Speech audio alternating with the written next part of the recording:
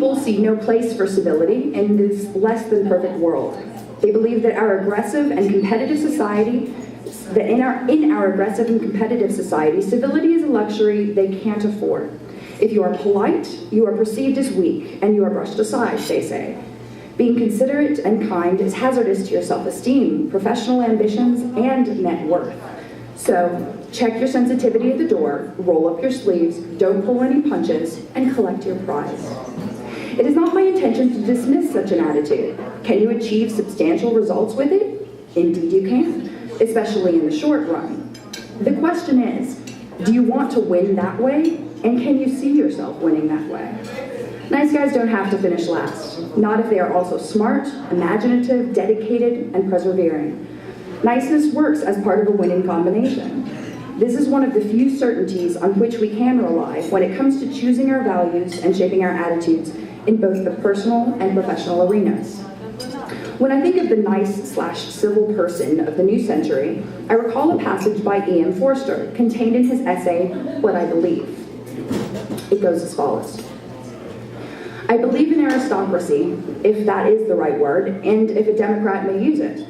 Not an aristocracy of power based upon rank and influence, but an aristocracy of the sensitive, the considerate, and the plucky. Its members are to be found in all nations and all classes and through the ages, and there is a secret understanding between them when they meet. They represent the true human condition, the one permanent victory of our queer race over cruelty and chaos. Thousands of them perish in obscurity, a few are great names. They are sensitive for others as for themselves, they are considerate without being fussy, their pluck is not swankiness, but the power to endure, and they can take a joke. The author continues, sensitive, considerate, but also plucky. Forster encourages us to be civil without self-effacement, to be sensitive and assertive at the same time, to practice respect for others as an extension of our self-respect, and to do all this with seriousness of intent and lightness of touch. To speak of pluck and the power to endure in the same breath with sensitivity and consideration, to speak of kindness as a kind of strength, this is quite a lesson.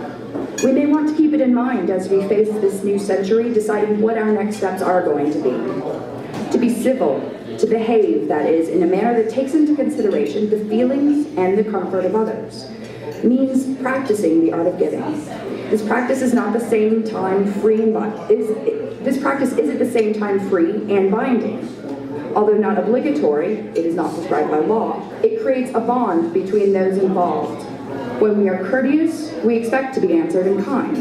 Even a minimal transcending of the self calls for a comparable transcending on the part of the other.